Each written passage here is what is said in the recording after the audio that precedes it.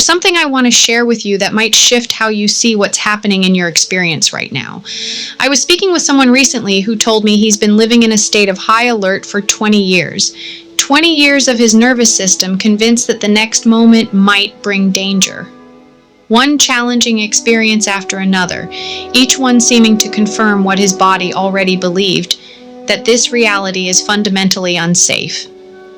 But here's what's really fascinating, and this is where it gets interesting.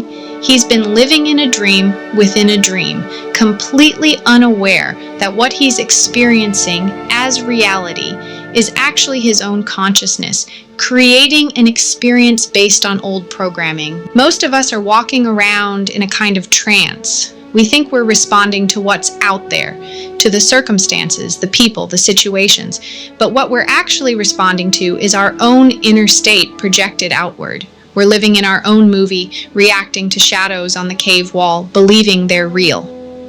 What I call chronic invisible survival stress is really just consciousness that's been conditioned to experience itself as separate, threatened, always needing to defend against something.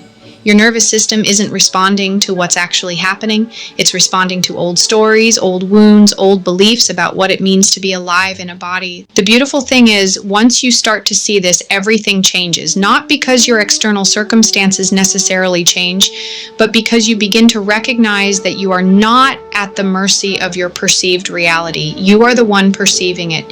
You are the awareness in which all of these experiences arise and pass away. That constant state of vigilance, that's not who you are, that's not even yours. It's just energy moving through the field of your consciousness, patterns that got lodged in your system when you forgot your true nature. When you're identified with these patterns, when you think you are the stress, the anxiety, the hypervigilance, then of course life feels threatening. When you remember that you are the space in which all of these experiences appear, everything softens. Right now, as you're listening to this, notice that there's an awareness that's aware of whatever you're experiencing.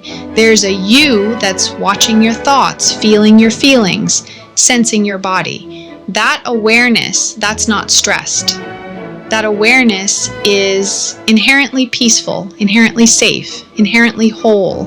The survival patterns running in your system are like weather patterns moving through the sky. Temporary, impersonal, not the sky itself. So how do you work with this? How do you remember who you really are when these patterns are so strong, so convincing? First, you start to question the story. When that familiar anxiety arises, when your body contracts, when your mind starts spinning its tales of danger, you pause and ask, is this actually true right now? Or is this an old pattern trying to convince me it's real? You begin to befriend your breath, not as a technique, but as a doorway back to presence. When you breathe consciously, you're remembering that you are the one breathing, not the one being breathed by circumstances. You practice what I call dropping beneath the story.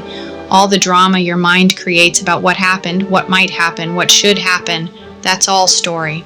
Beneath the story is this moment. Beneath the story is your own being naturally at peace. Create space for silence, not the kind of meditation where you're trying to fix something or get somewhere, but the kind where you simply rest as what you are. In that resting, the nervous system naturally begins to remember its true state. Spend time in nature not to heal yourself, but to remember that you are not separate from the intelligence that grows trees. When you feel that connection, the small self with all its concerns is held in something infinitely larger. And yes, if you're dealing with severe trauma patterns, honor the form by seeking support. We're having a human experience, and sometimes the human needs help untangling what got knotted up along the way. There's no spiritual bypassing here. We work with what is.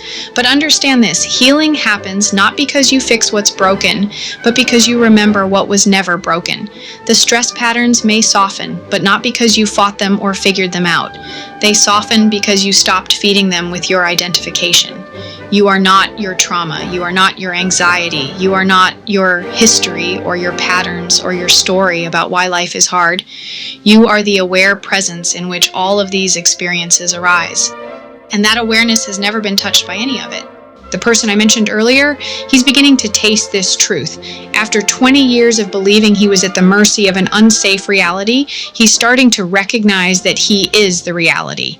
Not the small self that feels threatened, but the consciousness that's been playing the role of the threatened one. This isn't about positive thinking or managing your nervous system, though those things may naturally happen. This is about recognizing what you are beneath all the noise. Feel into this right now. Behind all your concerns about survival stress, behind all your thoughts about healing and growth and getting better, there's a you that's perfectly fine. There's an awareness that's been watching this whole show without ever being disturbed by it. That awareness is not waiting to feel safe. It is safety itself. That awareness is not seeking peace. It is peace itself. That awareness is not broken and doesn't need fixing. So the invitation is simply this. Instead of trying to fix your experience, start recognizing the one having the experience. Instead of managing your survival patterns, rest as the space in which they appear. The dream of separation, the dream of being a small self in a threatening world, that dream can end in an instant, not through more doing, but through seeing, through recognition, through remembering what you've always been beneath the costume you've been wearing. You don't have to carry this weight anymore. Not because you'll learn to manage it better, but because you'll remember it was never yours to carry. You don't have to protect yourself from life.